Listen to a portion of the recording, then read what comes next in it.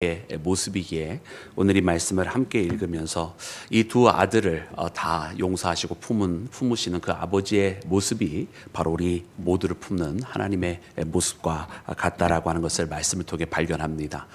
오늘 먼저 이렇게 말씀을 묵상을 하면서 이 묵상을 오늘 본문 말씀에 나오는 이 너무나 유명한 우리가 당자의 비유로 이렇게 알고 있는 이 말씀을 보면서 오늘 참 말씀을 하나씩 보면 참 너무나 그 놀라운 또 흥미로운 부분들이 너무나 많이 있는 것을 봅니다.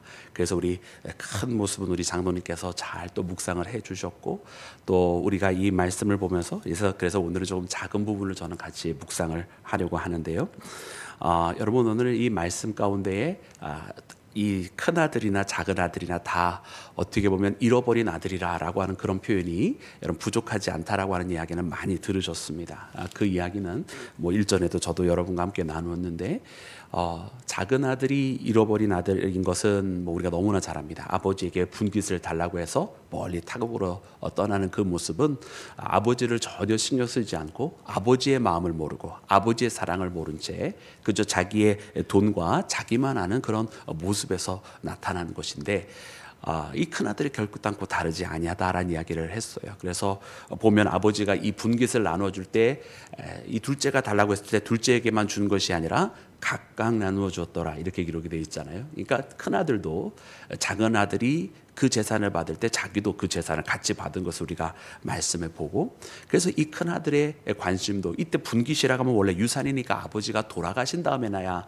사실 받는 건데 그렇지 아니했다는 것 부분 그리고 또 마지막에 이 동생이 돌아왔을 때 아버지는 기뻐하고 있는데 그 기뻐하는 아버지의 마음을 모른 채 나를 위해서는 뭐 작은 염소 한 마리라도 잡으신 적이 있나이까라고 오히려 아버지의 마음을 전혀 모르고 그저 자기 일만 생각하고 또 어떻게 보면 불공평하지 않느냐 이런 것만 따지는 여러분 큰아들의 모습을 보면 이 큰아들 또한 아버지의 마음을 모르는 잃어버린 아들이었다. 몸으로는 같이 있었는지 모르지만 뭐 멀리 떠나 있는 아들이나 다를 바 없었다. 이런 묵상을 예전에 한번 같이 나눈 적이 있습니다. 이 말씀 속에 보니까 여러분 말씀이 참 너무나 놀라운 것이 무엇이냐면 오늘 말씀에서는 아버지의 모습을 조금 더 저는 그래서 묵상을 했는데 아버지가 이 두 아들을 다 끌어안아 주시잖아요. 그래서 아버지의 넓은 사랑을 우리가 발견하게 되는데 그러면 이 작은 아들을 이 돌아오게 되었을 때에 이 아버지가 끌어안는 그 모습이 이 아들의 회개에서 그렇게 한 것이었을까라고 다시 한번 묵상을 해봤어요. 왜냐하면 이 작은 아들이 돌아오는데 내가 아버지의 아들이라 일컬음 받기를 감당하지 못하겠나이다 하면서 돌아오잖아요. 그러니까 이 모습이 회개한 모습은 아닐까 이렇게 생각을 했는데 말씀에 참 신기하게도 그렇게 하니라고 기록이 안 돼 있고 그렇게 하나 이렇게 기록이 돼 있는 거예요. 그렇게 하나 그렇게 했다 그러나 이런 뜻이잖아요. 그 말씀 한번 다시 한번 확인해 보기를 원하는데 여러분 21절 말씀입니다. 21절 말씀 우리 다 같이 합독하겠습니다. 시작. 아들이 이르되 아버지 내가 하늘과 아버지께 죄를 지었사오니 지금부터는 아버지의 아들이라 일컬음을 감당하지 못하겠나이다 하나. 아멘. 할렐루야. 여러분 그렇습니다. 아들이 이렇게 말했다. 그러나 아버지는 어떻게 했어요? 그래서 큰 잔치를 벌려드렸다 이런 거예요. 여기서 이 그러나라고 하는 의미는 물론 두 가지로 우리가 말씀을 이해할 수 있을 것 같아요. 근데 한편으로는 아들은 그저 종으로만 받아줘도 감사하겠습니다라고 말을 했다.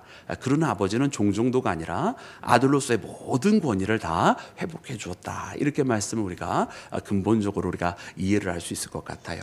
근데 이 그러나라고 하는 이 접속사를 조금 더 넓게 바라보았더니 여러분 이 아들이 반성하고 회개하고 돌아오는 모습 여러분 이 모습이 과연 진실했느냐라고 물어보니까 그렇지 않은 것 같아요.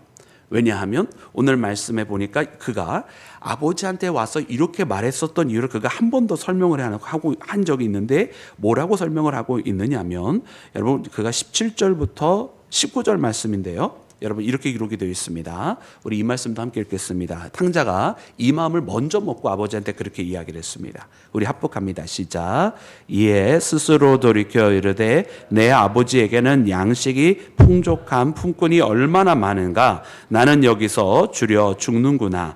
내가 일어나 아버지께 가서 이르기를 아버지 내가 하늘과 아버지께 죄를 지었사오니 지금부터는 아버지의 아들이라 일컬음을 감당하지 못하겠나이다. 나를 품꾼의 하나로 보소서 하리라 하고. 아멘.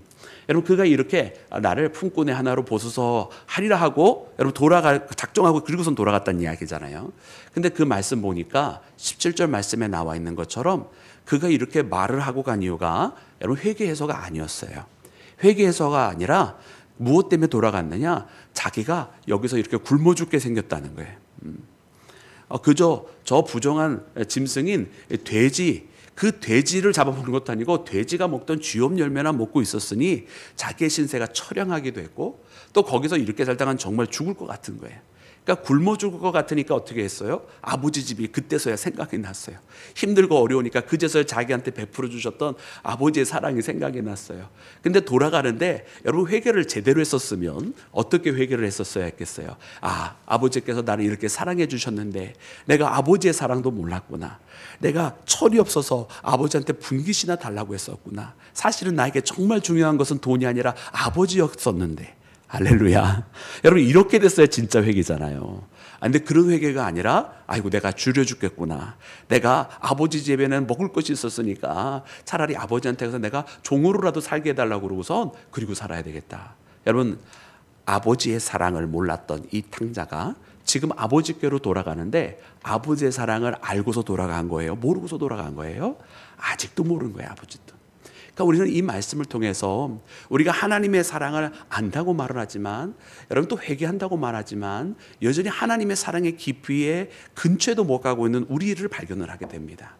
그래서 이제 돌아와서 이 아들이 아버지한테 그렇게 이야기하고 아들이라 일컬음을 감당하지 못하겠나이다 라고 하는데 그래서 거기에다가 말씀은 그러나라고 붙여주신 것 같아요.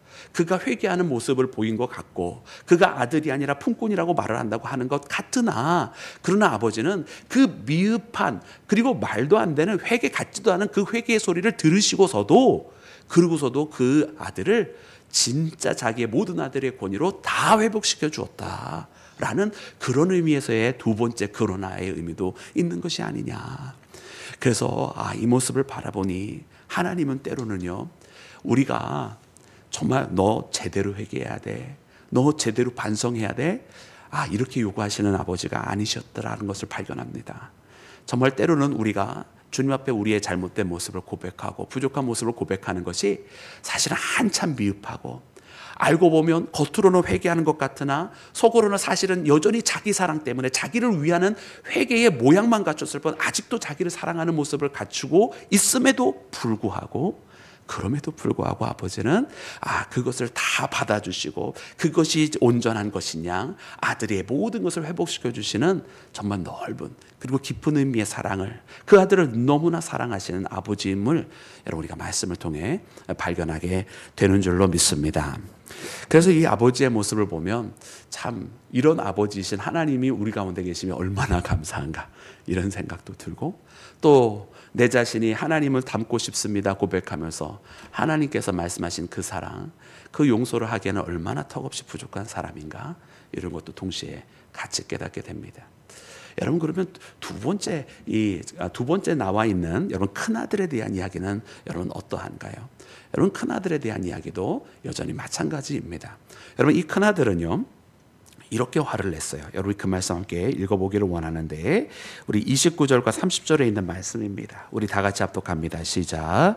아버지께 대답하여 이르되 내가 여러 해 아버지를 섬겨 명 어김을 없거늘 내게는 염소 새끼라도 주어 나와 내 벗으로 즐기게 하신 일이 없더니 아버지의 살림을 장녀들과 함께 삼켜버린 이 아들이 돌아오매 이를 위하여 살찐 송아지를 잡으셨나이다. 아멘. 아멘.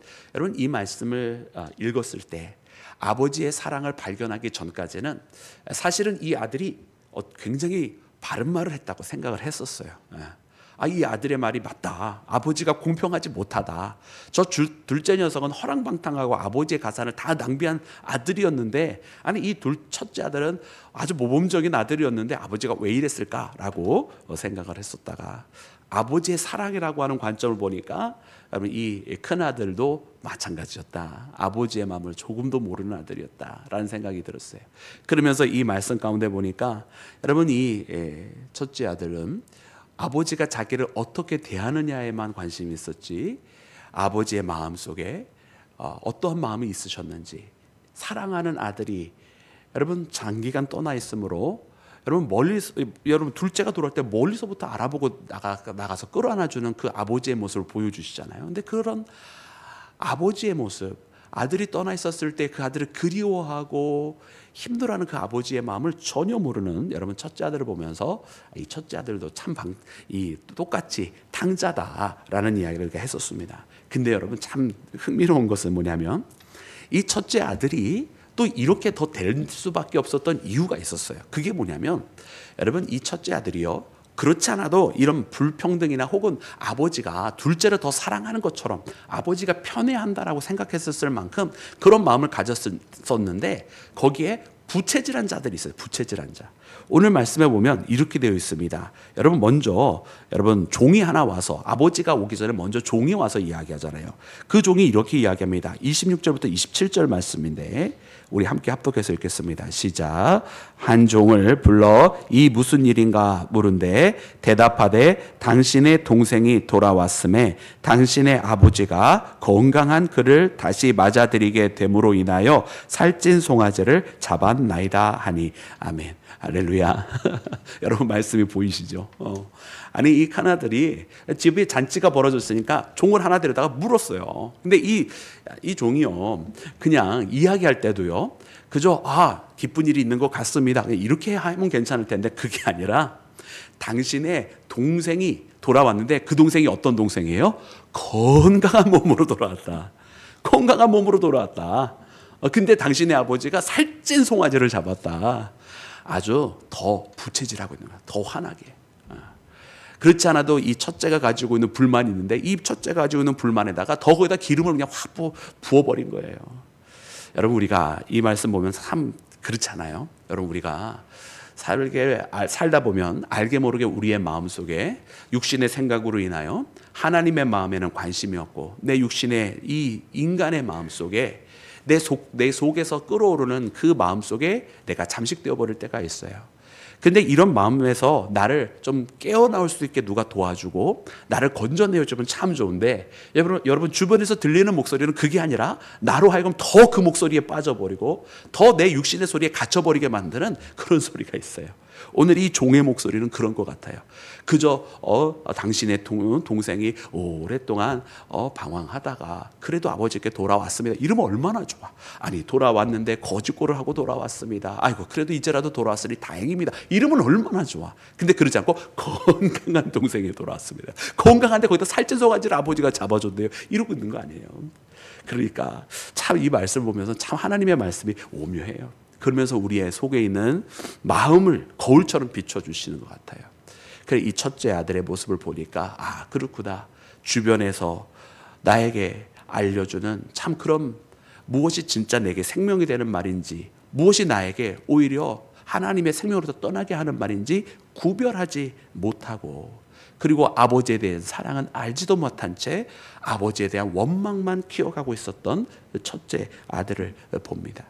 여러분 우리도 그렇게 하나님 앞에 때로는 원망하고 또 하나님 앞에 이미 가진 것도 많고 이미 받은 것도 많은데 그럼에도 불구하고 하나님 앞에 또 다른 불만을 하고 있는 우리의 모습들을 바로 이 첫째 아들을 통해서 볼 때가 참 많이 있습니다. 그래 이와 같은 아들에게 그 아버지가 어떻게 하였습니까? 여러분 아버지가요 친히 찾아와 주었습니다. 우리 함께 그 말씀 읽기를 원하는데요. 우리 말씀 읽을 때 우리 28절 말씀에 보니까 아버지가 나와서 권하였는데요. 여러분 아버지가 이렇게 대답하였습니다. 우리 31절부터 32절 두 계절만 읽겠습니다. 시작. 아버지가 이르되 너는 항상 나와 함께 있으니 내 것이 다 네 것이로되 이 동생은 죽었다가 살아났으며 내가 잃었다가 얻었기로 우리가 즐거워하고 기뻐하는 것이 마땅하다 하니라. 아멘. 할렐루야. 여러분 아버지는 첫째 아들도 너무나 중요했어요. 큰아들이 오지 않으니까 이 잔치에 오지 않으니까 이상한 거예요. 그죠? 그러니까 28절 말씀 보면 아버지가 나와서 권했다. 그래서 나와서 권했다. 이 큰아들은 자기 종으로부터 무슨 일이 있었는지 들었고 여전히 그 마음이 상하여서 여러분 집으로 안 돌아가고 있는 상태였던 거예요. 그러니까 이 큰아들은 또 탕자가 된 거죠. 그죠? 아버지가 이번에는 나와서 권했다. 나와서 권했다라는 거예요. 둘째는 기다렸잖아요. 물론 먼 곳에 가서 그랬기도 했겠지만 여러분 이 나와서 이 아들을 권했다는데 아버지의 마음이 담겨 있습니다. 그러면서 말하기를 뭐라고 말했냐면 너는 나와 항상 함께 있었지 아니하였느냐. 여러분 이것이 가장 중요한 말인 것 같아요. 아버지에게 있어서 가장 중요했던 것은 무엇입니까? 아버지에게 있어서는 이 아들들이 생각했던 그 소유가 아니었어요. 그 소유를 어떻게 나눠주었느냐에 따라서 아버지의 사랑이 뭐 많이 나눠주면 많이 사랑하는 거고 적게 나눠주면 적게 사랑하는 그런 것 아니었다라는 말이에요.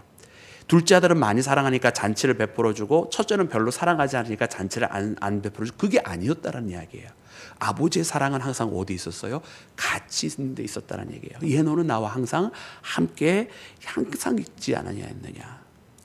그것이 같이 있는 것이 사랑이고 같이 만나고 같이 소통하고 같이 밥을 먹고 같이 즐거워하고 그것이 아버지가 사랑을 나누는 방법이었어요. 소유에 의한 것이 아니었다라는 말이에요.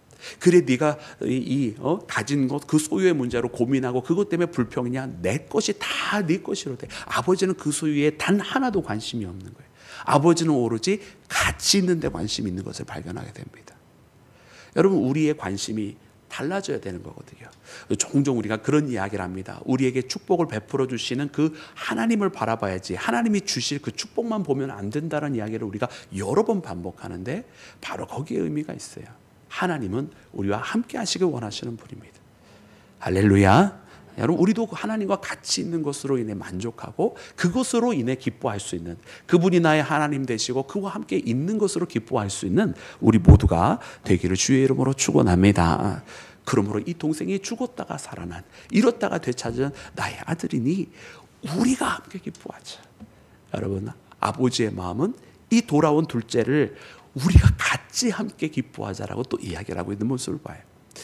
사랑하는 여러분, 그래서 여러분 이 뒤에 스토리는 참 재밌어요. 이 큰아들이 어떻게 그 다음에 행동했는지는 기록을 안 해주고 있어요. 왜 그렇겠습니까? 여러분 그 엔딩은 우리가 써내려가야 하는 엔딩이기 때문에 그렇습니다. 여러분 그래서 이 큰아들이 어떻게 했을까요? 아버지의 이 같이 있고 싶어하는 이 마음에 어떻게 응답을 했을까요? 바로 우리라면 어떻게 했을 것이냐고 묻는 말씀입니다. 그래서 둘째 아들, 첫째 아들 이 형제와 그 아버지가 여러분 오늘 이 나름대로 우리 새벽에 마지막 한 줄 우리가 함께 써갔으면 좋겠어요. 아버지와 함께 두 아들이 다 돌아와 기뻐하였더라. 할렐루야. 네, 보이지 않는 33절의 말씀을 오늘 우리 마음속에 같이 쓰면서 이 새벽 기도 시간을 통해서 하나님 아버지의 마음을 조금이라도 이해하고 그 사랑에 조금이라도 다가가는 우리 모두가 되기를 주의 이름으로 축원합니다.